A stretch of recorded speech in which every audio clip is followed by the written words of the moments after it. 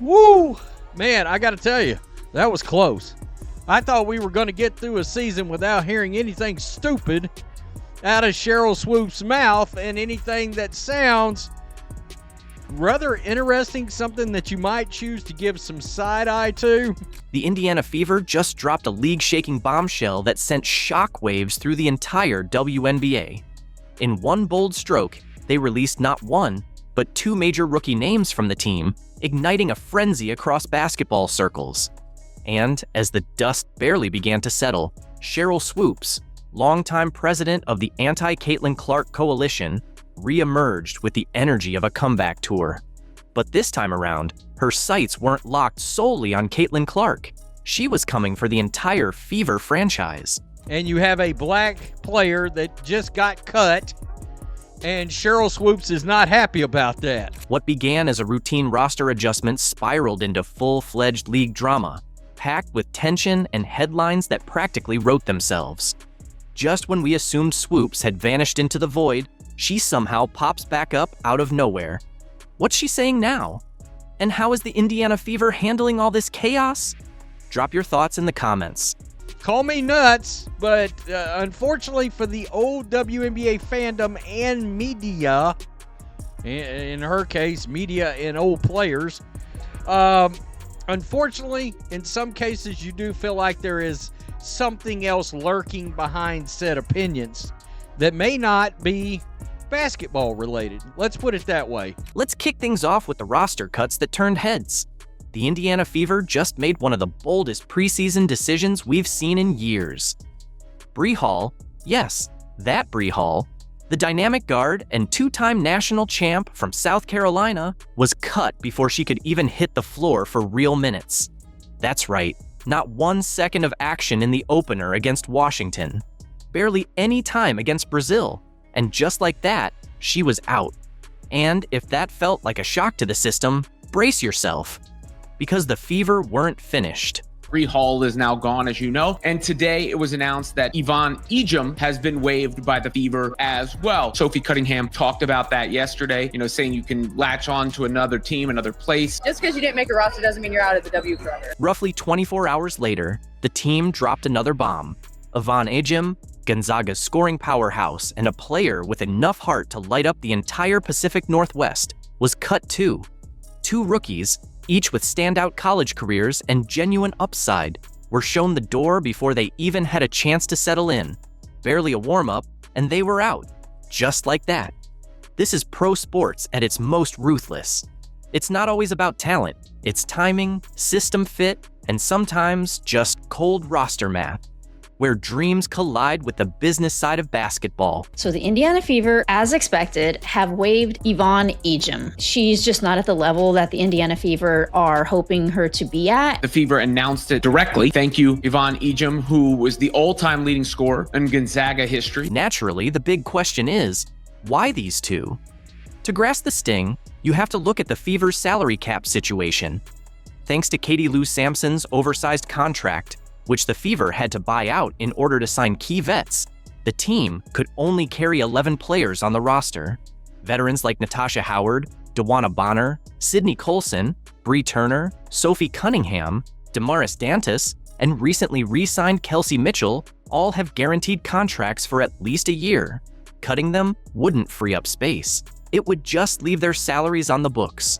The only contracts the team could actually shed were those of rookies still on their original deals, Caitlin Clark, Aaliyah Boston, and Lexi Hull.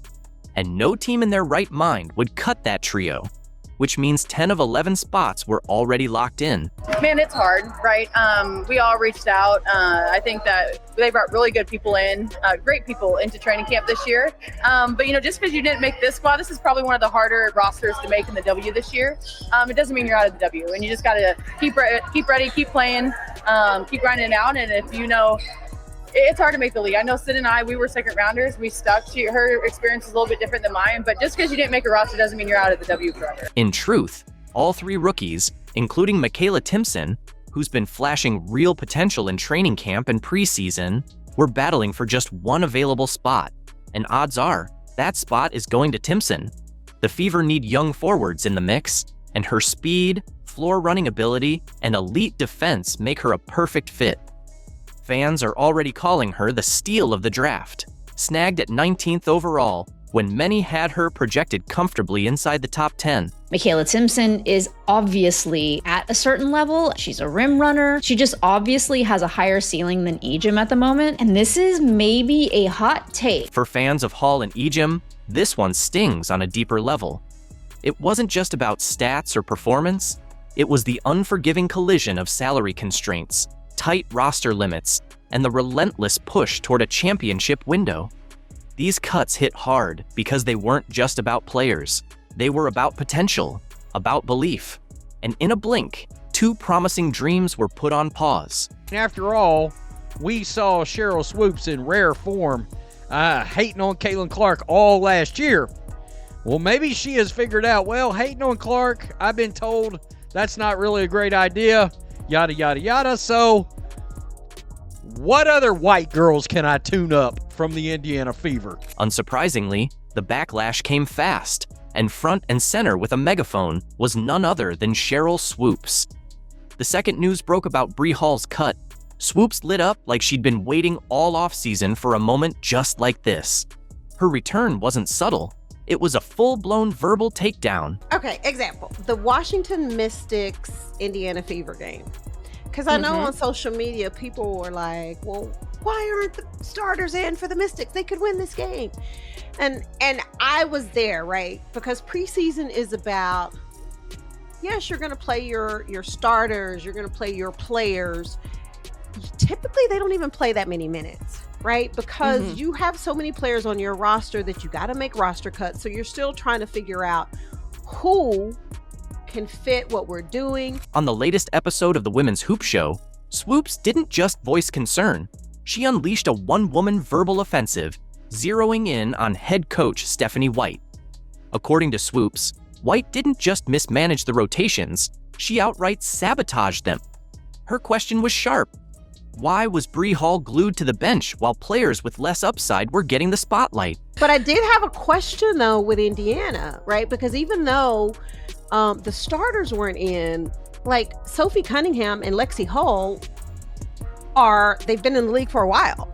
You actually had players who, like Bree Hall, why wasn't she in that game per se? If you're still trying to figure out who's going to make the team, who you're going to cut. So I was a little confused with what Steph was doing. If you're still deciding who to cut, why wasn't Bree Hall even on the floor? She pressed. And if that jab wasn't sharp enough, the unspoken message rang even louder.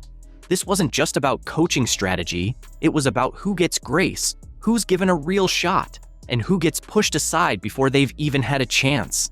And if you thought Swoopes would stop there, not a chance. She cranked the pressure higher, zeroing in on the 2 players who did benefit from White's rotation decisions, Sophie Cunningham and Lexi Hull.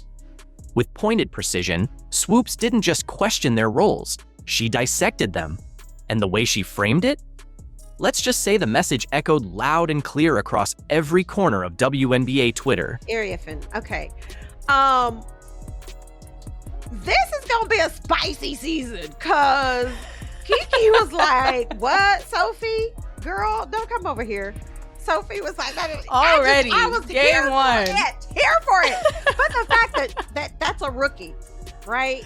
I know. Kiki, She did not back down. But she just turned and laughed. She was like, what? What did you say? What are we doing? And then came the line that made her angle crystal clear. With heavy sarcasm, Swoopes remarked that maybe it was time to start tuning up the other white girls on the Fever, now that she'd been told to lay off Clark. That wasn't subtle. That wasn't shade. That was a spotlight and a narrative bomb detonated right in the center of the conversation. My goodness, I mean, we've had 2 preseason games. 2! And we're back to it. We're back here. She's criticizing Stephanie White. I bet Sheryl Swoopes hates that last name. Criticizing Stephanie White. And of course, it relates to Lexi Hull and Sophie Cunningham. Ooh, I bet Sheryl Swoopes hates her. some Sophie Cunningham. You know she does. Let's not forget, this isn't Swoopes' first anti-Clark rodeo.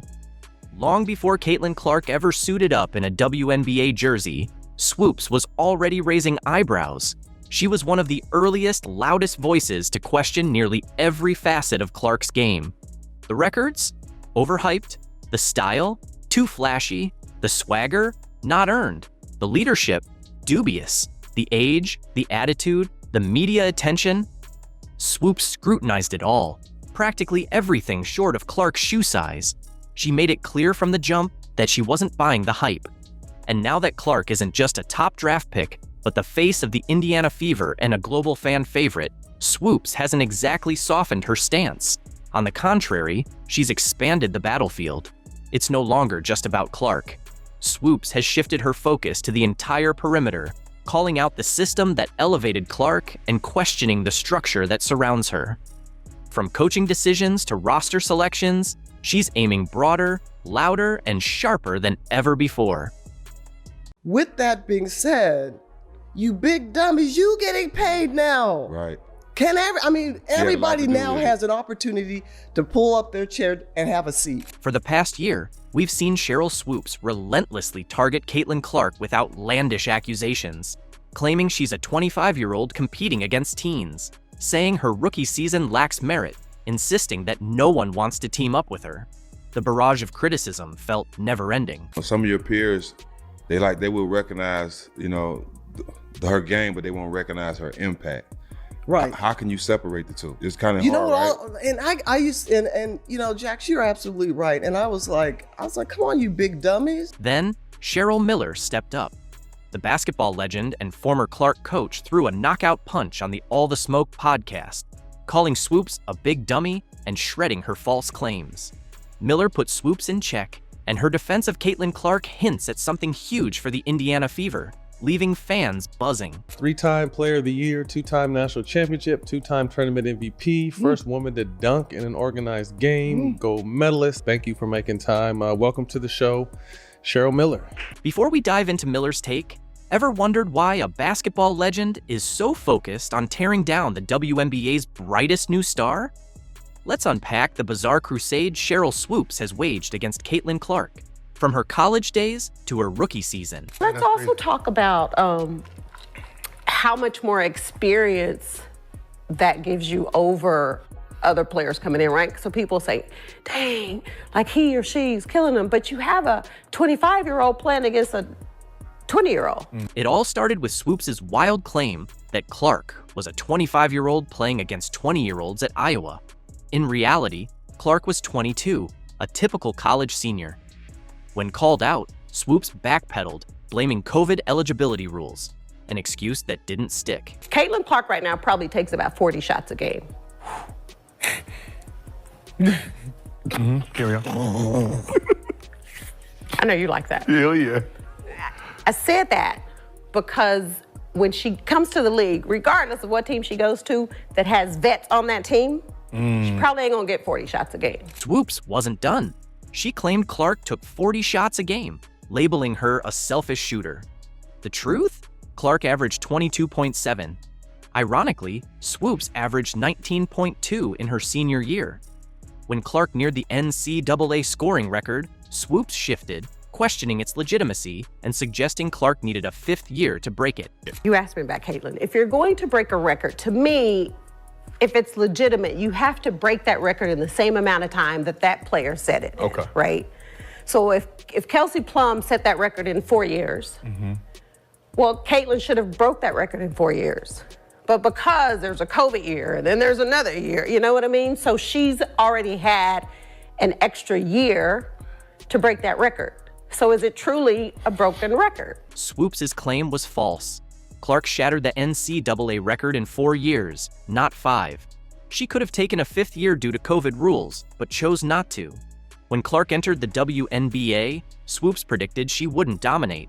Yet, Clark went on to break rookie assist records, averaging 19.2 points and 8.4 assists. winning Rookie of the Year and silencing the doubters. Didn't say she wouldn't be good. What I said was I didn't think Caitlin or Angel would come into the league and dominate immediately, which I don't think either of them did. Respectfully, there is absolutely no way, even when we're trying to sit here and play semantics about dominating, there's no way that anyone could ever leave this season in saying that both Caitlin Clark and Angel Reese didn't dominate. You would have to further explain what dominance means for you to not sit here and say that a player who is leading the league in assists while averaging 19 to 20 points didn't dominate that season. Perhaps the most telling moment came when Swoopes appeared on Angel Reese's podcast, continuing to undermine Clark while claiming she didn't dislike her.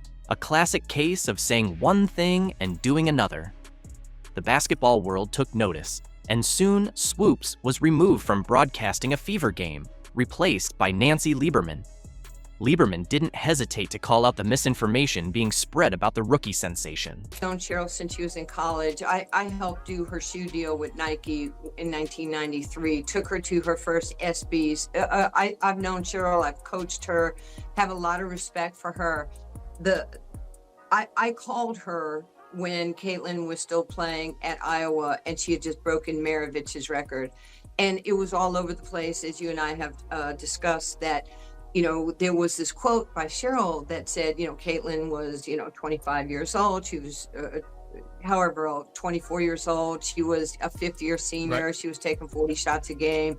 Her records were illegitimate. The basketball world waited for someone credible to step in, and Sheryl Miller delivered. On the All the Smoke podcast, she lit up the critics, offering one of the most authentic defenses women's basketball has seen. I got off the treadmill and I called her as a friend and I said, you can say whatever you want. You can have your own opinion about anybody, but you do have to get the statistics right. I mean, facts matter. And if you just get ahead of this and just say, hey, I made a mistake on my numbers, then this thing is over and everybody respects you for your opinion. And, you might like Boston, I might like the Yankees. It's okay to have difference of opinions. Well, she got upset with me on the phone and I was like, Sheryl, I'm not doing anything to hurt you. I'm just sharing. We're talking. And so our relationship it pretty much is not happening at this point. I tried to talk to her at the Final Four. Right. She didn't want to talk to me. My life's going to be good or great with or without Sheryl Swoopes in my life. Miller didn't just support Clark. She came with fire. Her now viral, "Come on, you big dummies," directed at critics like Swoopes, said it all. But she wasn't done. Miller passionately defended Clark's work ethic, calling out the hypocrisy with the authority of a basketball legend. She pointed out what the haters conveniently ignore. Jax, you're absolutely right. And I was like, come on, you big dummies. Is she getting hyped? Yes. But she was in the backyard. She was putting in the same time, sometimes maybe more than you were. Right. I can't fault her for what she was given. It's the uncomfortable truth critics won't admit. Clark's presence has elevated the entire league, even the paychecks of those criticizing her. Look, as much as she was given, you can't tell me if that door would have swung the other way where she didn't live up to the hype. Right. Come on, folks are still waiting for her to fall. Exactly. Come on. Yep.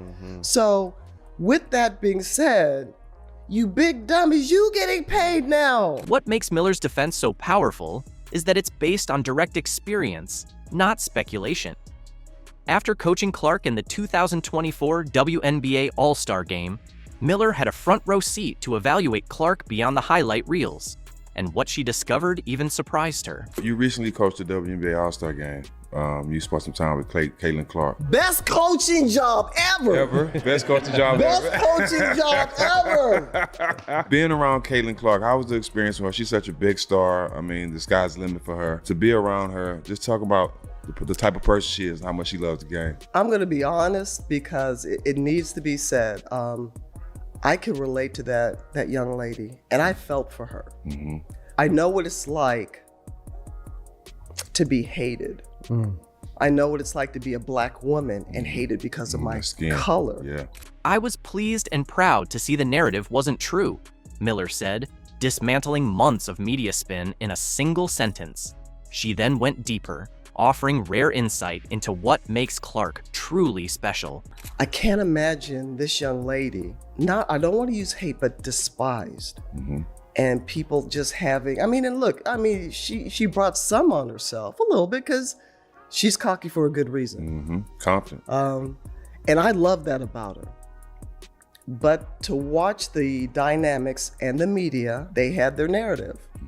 And I was pleased and proud to see the narrative wasn't the truth. Behind Miller's technical breakdown of Clark's skills is something deeper, a genuine emotional bond forged through Clark's toughest moments. When the Fever secured their first win of the 2024 season, Miller didn't just congratulate Clark. She gave her the unconditional support that few others did when the rookie needed it most. Watching her pass, and I didn't know how talented she was and how well she sees the game in a 3D version, thinker. Defensively, a lot better than I thought and gave her credit for. So watching her and just spending a little time.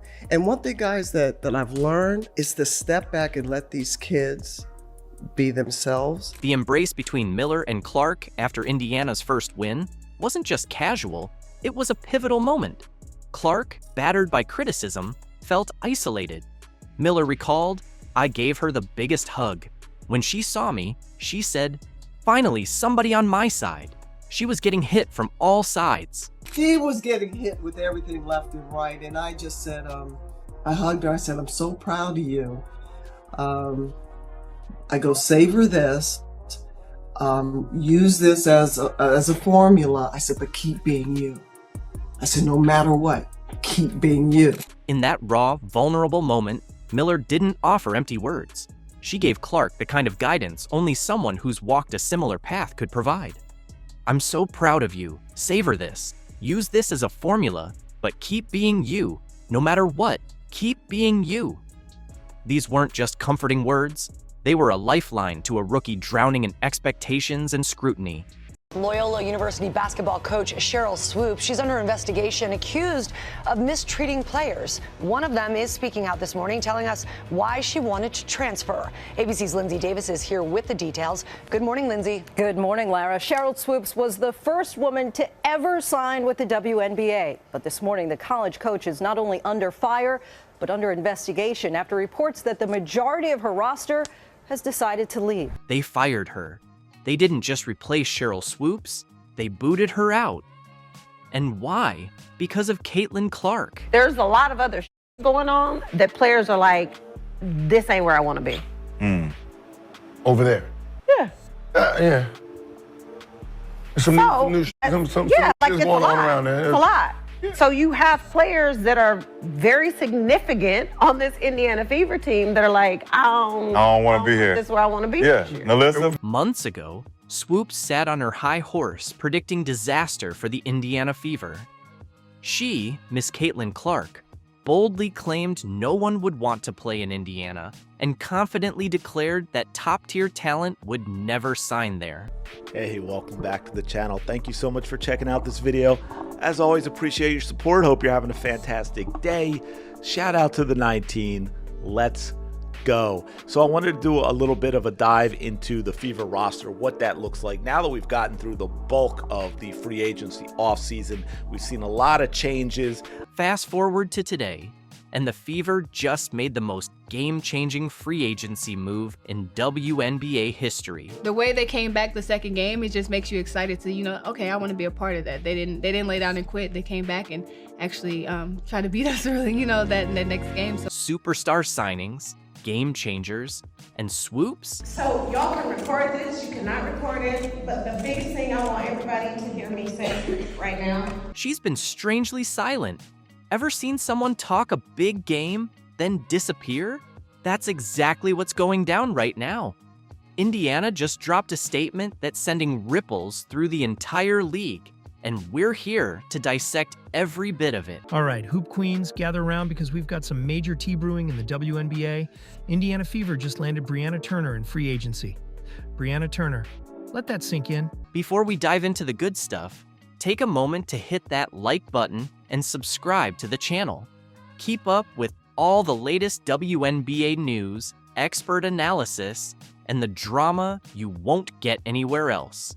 Now, let's get into it. But I think you're starting to get a little bit more shine from maybe the casual fan, and maybe some folks who maybe didn't know or haven't seen Indiana as much as they've seen this year. I agree. So what's that part like, you know, getting that little bit more attention and getting a little bit more shine and getting the recognition that... The Indiana Fever just shook up free agency like never before.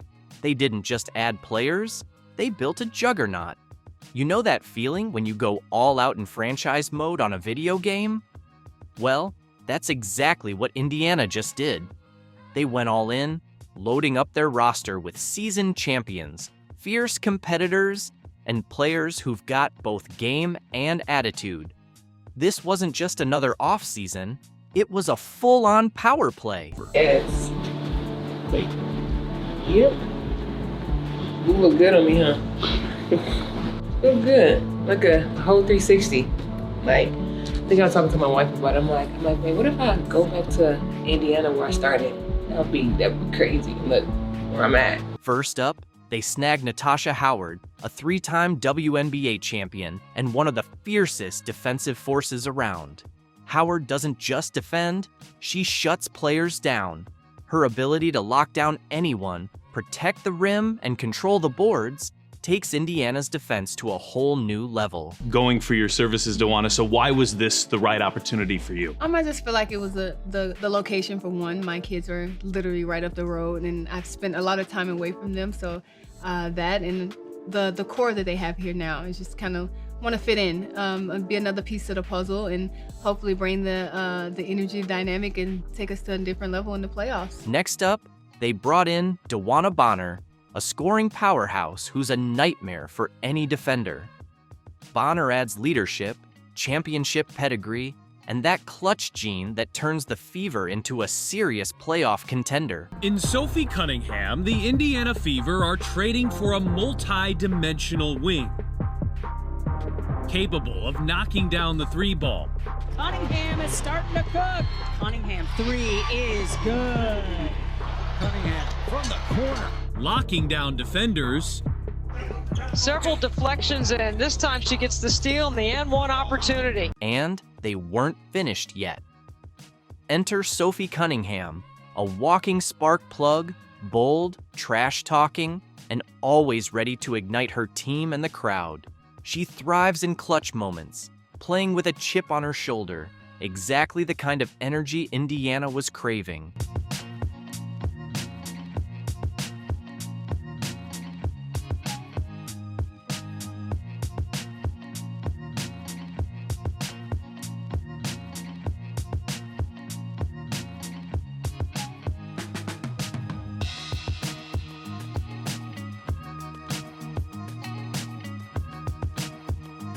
And to cap it all off, they added Sydney Colson, a seasoned vet with championship DNA, the kind of player who holds it all together behind the scenes. Colson's leadership in the locker room will be just as vital as what she brings on the court. This isn't just a team full of talent, it's a roadmap to success. The Fever didn't sit around waiting for greatness. They went out and created it. And that's where you brought up the Fever. I think what I've learned in my WNBA experience is pace of play trumps physicality, it trumps size, it can trump experience, because a lot of times when you're experienced, it's really like code word for your veteran, which is code word for your old. Slow the pace. Yeah. So I feel like I know that's why you guys were so good for those in years. 2018 and 2020, the years we won, that was our whole mantra, was pace, pace, pace, pace, pace. And what I see in Caitlin. For months, the media pushed the same old story. Nobody wants to play for Indiana. The franchise was labeled a dead zone, a place elite players wouldn't even think about. Analysts wrote off the Fever, critics laughed off any chance of big signings, and Sheryl Swoopes all but mocked the idea of Indiana drawing in top-tier free agents. To most, the Fever were just another struggling team with no real appeal in the league. Her face, unable to hit. Bree Jones, another 0 board for Connecticut. Better look for Bree. Off the mark. But here we are now. Indiana didn't just sign free agents, they snagged some of the top talent out there. The same team everyone claimed couldn't draw stars just assembled one of the most lethal rosters in the WNBA. Natasha Howard, DeWanna Bonner, Sophie Cunningham, Sydney Colson. These aren't just bodies filling spots. These are game changers, battle-tested vets, players who could have signed anywhere but chose Indiana. That alone smashes the false narrative about the Fever being a dead-end destination. Now, the same analysts who wrote them off are scrambling. That nobody wants to play there, take, gone, like expired milk. The entire perception of the Fever flipped overnight, and it all boils down to one undeniable truth. They built a culture players want to be part of. With Caitlin Clark in the mix, a front office making bold moves, and a roster that's suddenly one of the league's best, Indiana isn't just back, they're a problem. Oh, it's a triple-double for Caitlin. What a reaction by Kelsey.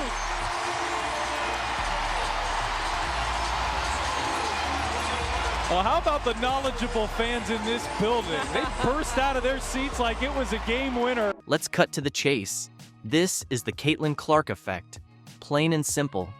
Caitlin Clark isn't just any rookie trying to find her footing in the league. She's a franchise-changing force.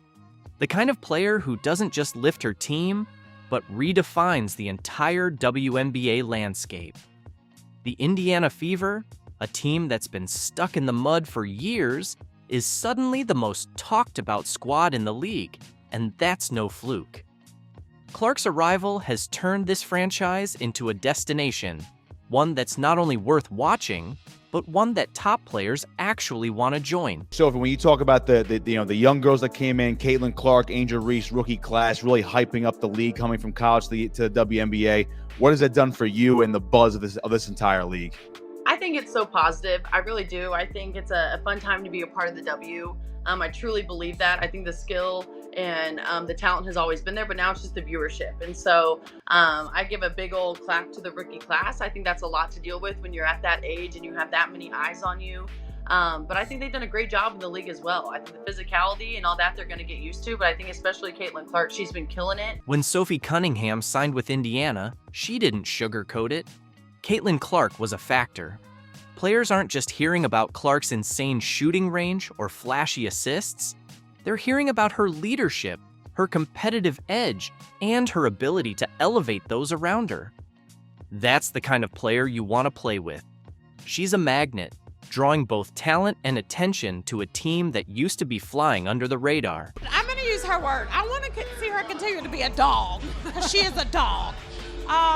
Here's what I'll say about Angel. I love the fact that she's just her, right? And she says she's unapologetically Angel.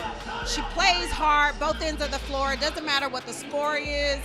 The thing that I think people question wasn't so much about her game or her rebounding, but it was the scoring. And the fact that she is either averaging or almost averaging a double-double is pretty impressive to do from anybody, but in particular a rookie. I just love how she's come into this league.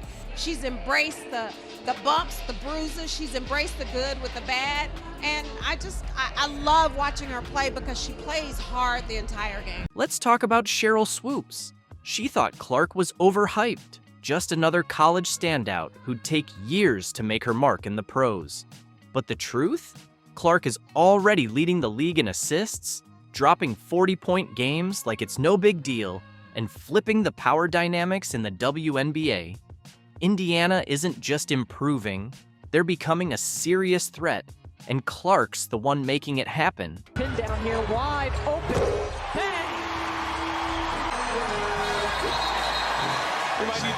Caitlin Clark's impact goes way beyond what's happening on the court. Yeah, she's lighting up defenses and setting records, but what's unfolding off the floor is just as game-changing.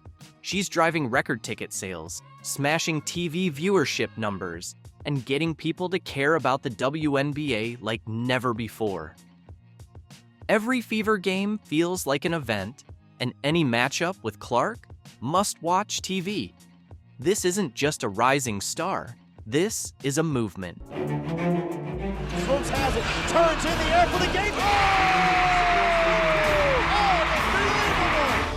Before becoming one of the most electrifying players in WNBA history, Sheryl Swoopes was a sensation on the college stage, leading Texas Tech to the 1993 NCAA title with a record-setting 47-point performance in the championship game. Sheryl Swoopes didn't see this coming.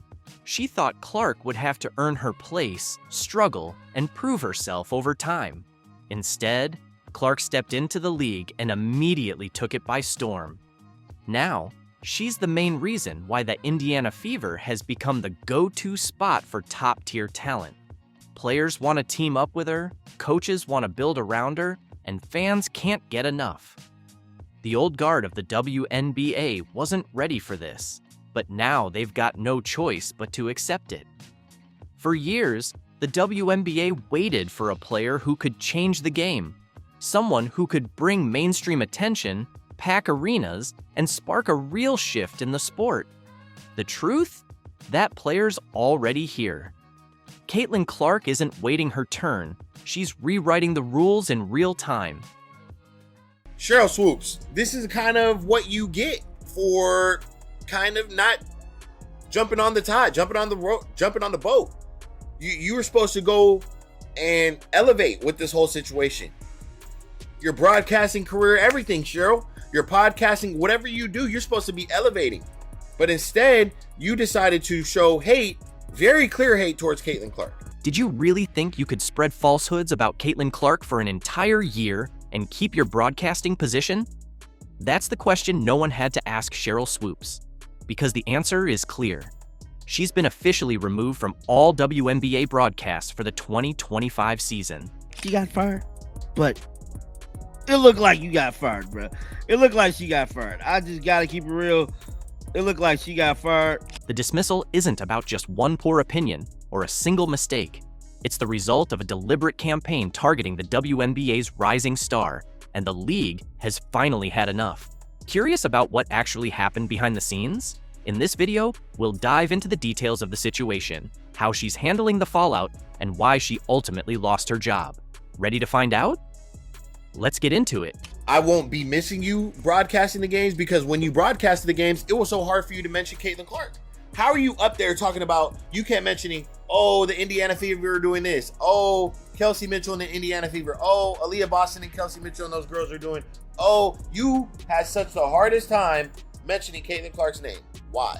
I don't get it. I really don't know. Did you know Sheryl Swoopes has a history of getting fired?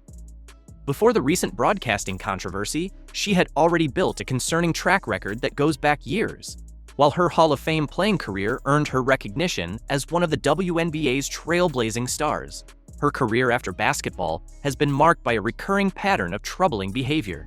Loyola University basketball coach Sheryl Swoopes, she's under investigation, accused of mistreating players. College coach is not only under fire, but under investigation after reports that the majority of her roster has decided to leave. The warning signs were impossible to ignore at Loyola University in Chicago.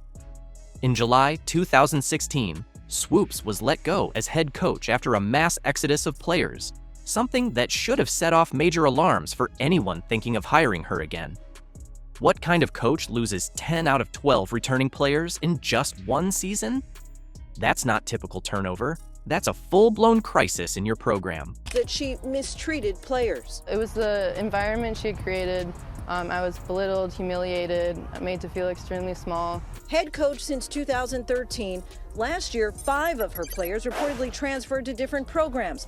And this year, a reported 10 of the team's 12 players aren't planning on coming back. Former Loyola player Kate Sohn didn't hold back when discussing Swoopes' coaching style. Just because you're a great player doesn't mean you're a great coach. She seems to thrive off drama wherever she goes. The drama is always there. Other players spoke about an emotionally unstable atmosphere, where Swoopes would cry during games and practices, threaten scholarships, and share personal details inappropriately. Being a great player doesn't guarantee success as a mentor, and Swoopes clearly shows how that disconnect can manifest. Former Loyola basketball player Kate Sohn says Swoopes caused the players to live in fear, that she routinely threatened that they would lose their scholarships or she would cut them from the team. It made it hard to play. It wasn't about working hard and having fun anymore. It was about surviving. The situation with Lauren Hibbert stands out as particularly troubling. Hibbert claims Swoopes pressured her into signing a medical hardship form, which ended her athletic career, with the false assurance that she would stay on as a team manager. When Hibbert later found out she wouldn't even be traveling with the team, the sense of betrayal was complete. This manipulation led to formal complaints and ultimately played a role in Swoopes' dismissal. Fast forward to 2024, and we see the same dismissive and unsupportive behavior aimed at Caitlin Clark. During her infamous February appearance on Gil's Arena, Swoopes couldn't even get basic facts right. She wrongly stated Clark was in her 5th college season, when it was actually her 4th. She also claimed Clark took 40 shots per game, a gross exaggeration considering Clark averaged 22.7. These weren't mere mistakes. They seemed deliberately intended to downplay Clark's accomplishments. Caitlin Clark right now probably takes about 40 shots a game. Carry on. I know you like that. Hell yeah. I said that because when she comes to the league, regardless of what team she goes to that has vets on that team, she probably ain't gonna get 40 shots a game. What was even more telling was Swoopes' dismissive tone when discussing Clark's record-breaking achievements. She remarked, "So is it truly a broken record? I don't know. I don't think so." When asked about Clark's potential in the WNBA, Swoopes bluntly stated, "Will Caitlin Clark come into the WNBA and do what she's doing right now immediately? Absolutely not. Not going to happen." The disdain was unmistakable. You asked me about Caitlin. If you're going to break a record, to me, if it's legitimate, you have to break that record in the same amount of time that that player set it. Okay. Right? So if Kelsey Plum set that record in 4 years, well, Caitlin should have broke that record in 4 years. But because there's a COVID year, and then there's another year, you know what I mean? So she's already had an extra year to break that record. So is it truly a broken record? These weren't isolated incidents, but part of a year-long campaign that revealed more about Swoopes than about Clark. The pattern is clear. When others succeed or challenge her authority, Swoopes responds with hostility rather than support. Whether it's college players transferring in droves or a rising star shattering records, Swoopes seems unable to celebrate others' success without feeling threatened. This toxic behavior eventually caught up with her at the Dallas Wings, where her commentary became too controversial even for a league that usually defends its legends. The consistent threads between her firing at Loyola and her removal from broadcasting paint a picture of someone who has never learned to adapt or grow from criticism. So, what really happened with Dallas last year? And then obviously you guys remember last year when Dallas had to pretty much say, hey, you can't broadcast the Indiana Fever game after the little comments and things you had the game before or something like that. Yeah, I believe it was that. And Nancy Lieberman was the one who pretty much confronted Sheryl Swoopes about the whole situation and let her know, like, hey, you know, we got to keep it this, we got to keep it that, keep it about basketball. The Wings broadcast controversy wasn't just about Caitlin Clark. It was about Swoopes making enemies in all the wrong places. When basketball royalty starts publicly calling out one of their own, it's clear something major is happening behind the scenes.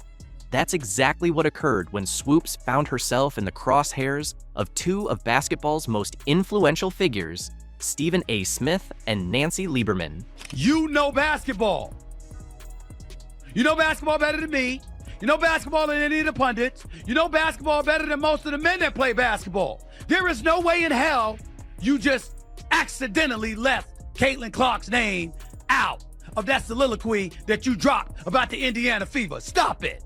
You know that. Stop it. Stephen A. Smith never hesitated to speak his mind. He didn't just disagree with Swoopes. He dismantled her credibility on national television. In one particularly harsh segment, Smith directly questioned her motives for consistently failing to recognize Caitlin Clark's contributions to the Indiana Fever's success. "Do you have any idea how that makes you look?" Smith challenged, his voice growing more intense. "How are you going to ignore Caitlin Clark?" What made Smith's rebuke so damaging wasn't just his massive platform, but his sharp insinuation that Swoopes' silence about Clark was intentional and unprofessional. Given her extensive basketball knowledge, Her failure to acknowledge Clark's impact seemed impossible to justify. I've known Sheryl since she was in college. I helped do her shoe deal with Nike in 1993, took her to her first ESPYs. I've known Sheryl, I've coached her, have a lot of respect for her. I called her when Caitlin was still playing at Iowa and she had just broken Maravich's record. And it was all over the place, as you and I have discussed, that there was this quote by Sheryl that said, Caitlin was, 25 years old. She was, however old, 24 years old. She was a fifth-year senior. Right. She was taking 40 shots a game. Picking a fight with Stephen A. Smith was just the beginning of Swoopes' professional downfall. Nancy Lieberman, a broadcasting colleague and former friend, took things even further. After hearing Swoopes' comments about Caitlin Clark, Lieberman reportedly called Swoopes directly to confront her about the inaccuracies in her statements. That conversation clearly went badly. So badly that Lieberman later confirmed their relationship was essentially over. The fallout was swift and deeply embarrassing.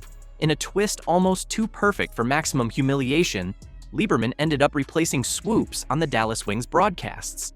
This wasn't just a simple personnel change. It was a public declaration of who held credibility in basketball circles. Lieberman's willingness to challenge Swoopes and then take her job spoke volumes about just how far Swoopes had fallen professionally. That's what Nancy was all about. She was keeping it very, hey, let's bring this women's game let's bring it all together. Let's grow this thing together. And the question was talking about how older people or older players in the league pretty much should going about what's going on in the league. And Nancy knows Caitlin Clark is the biggest. She's got the eyes. She's got the fans. Let's not try to sink it. Let's try to get on the boat with her, and let's grow the game. These explosive confrontations didn't just damage Swoopes' reputation with fans. They shut her out within the professional basketball community. When heavyweights like Stephen A. Smith and Nancy Lieberman publicly challenge your integrity, networks and organizations take notice. For the Dallas Wings and their broadcast partner, these feuds likely confirmed what viewer complaints had already hinted at. Swoopes had become more of a liability than an asset to their brand. With all this baggage weighing her down, how will it affect Swoopes in the 2025 season? What it do, peeps? Sheryl Swoopes is been missing. Sheryl Swoopes is MIA. They got a APB out for Sheryl Swoopes. If you see Sheryl Swoopes, she did a lot of talking a few months ago about the Indiana Fever, the locker room environment, how people didn't want to play there, how people wanted to leave. Sheryl Swoopes really missed the mark this time. With a bold stance and a voice full of certainty, she boldly claimed that Caitlin Clark and the Indiana Fever were doomed to fail in attracting top-tier free agents. But fast forward, and the Fever just pulled off one of the most impressive free agency hauls the league has ever seen. As for Sheryl, well, she's now the human equivalent of a malfunctioning Magic 8 ball, constantly wrong every step of the way. People in the Fever were like, y'all. That's not my point. There's a lot of other shit going on that players are like, this ain't where I want to be. Over there. Yeah. Yeah. Some new shit going on around there. It's a lot. Yeah. So you have players that are very significant on this Indiana Fever team that are like, I don't want to be here. This is where I want to be. Yeah. Let's hit rewind for a second. Sheryl Swoopes, Hall of Famer, basketball icon, no doubt. But these days, she's clocking in full-time as a professional skeptic, putting in some serious overtime. With all her experience, she boldly declared that the Fever would never land elite players because of supposed locker room drama. And yet, here we are, contracts signed, deals sealed, and Indiana just built a powerhouse. Meanwhile, Sheryl's left watching from the sidelines, looking a little foolish, probably brainstorming her next questionable hot take. Stephanie White came in and said, okay, hold up. Let me go to Indeed.com and Indeed get some free agents to come in here that want to play, that are accomplished, seasoned veterans. She did all that. Sheryl's been nowhere to been found. Sheryl got a lot of crow to eat, folks. Sheryl could be choking on crow right now. She need that Heimlich maneuver. If you see Sheryl Swoopes, tell her it's okay to come out and talk and say, man, you was wrong. It's okay. I can picture Sheryl scrolling through her phone like, no way these players picked Indiana. But surprise, Natasha Howard, DeWanna Bonner, Sophie Cunningham, and even Asia Wilson's best friend, Sydney Colson, are all in the Fever. They didn't just win free agency, they absolutely cooked it. And when Colson was asked why she signed with Indiana, let's roll the footage. Yeah, I talked to Sydney Colson today about her signing with Indiana. She said that Kelsey Mitchell was actually the first person she hit up because they built a bond here, playing AU for the last 3 years. She said she heard some good things about Caitlin Clark from her Aces teammate Kate Martin as well, so that made the decision easy. Exactly. She was drawn to playing alongside Kelsey Mitchell, a longtime friend, and the rising star, Caitlin Clark. These were the very two players Sheryl Swoopes wrote off just months ago. And here's the kicker. This is the same Sheryl who said Caitlin Clark would need years to get used to the WNBA. Years? Seriously? Clark's out here casually dropping 40 points like it's nothing, while Swoopes' predictions are aging about as well as spoiled milk. 3 WNBA MVPs in your career. Would you consider each of those 3 seasons as dominant seasons for yourself? No. I can't. Bro, Sheryl Swoopes is willing to lie about her own career before she even admits that Caitlin is dominant. At this point, it feels like hating on Caitlin Clark has become Sheryl Swoopes' personal Olympic event, and she's snagging gold. Actually, she's probably sweeping the entire podium, gold, silver, and bronze, looking all kinds of salty while the anthem plays. Oh, Caitlin won't make the leap to the WNBA. Well, someone should let Indiana know, because they're out here stacking elite talent like they're building an all-star team. Caitlin Clark isn't just finding her footing, she's dominating, and the Fever are right there with her. Maybe it's time for Sheryl Swoopes to take a back seat, because Indiana just gave her a reality check. No, but players who will be free agents next year. There's a lot of other shit going on that players are like, this ain't where I want to be. Let's not fool ourselves. The real reason some of these WNBA vets and self-proclaimed legends can't stand Caitlin Clark is because she didn't play by their rules. She didn't wait her turn or ask for permission to stand out. Nah, she waltzed in, shattered 62 records in her rookie season, embraced the fans, and took the sport to new global heights. And, oh, does that sting for them? You bet it does. The Indiana Fever are that golden destination, and I can't help but laugh to the fans and the people online and the media commentators, unfortunately, who said that nobody wanted to play in Indiana. That doesn't make any sense. Caitlin Clark didn't need anyone's approval to claim her spot as the face of women's basketball. She's got more global recognition than half the league combined, and that's not by accident. That's the power of being a generational talent. Sheryl Swoopes, Angel Reese, Asia Wilson, and the rest of the Caitlin haters are just going to have to live with it.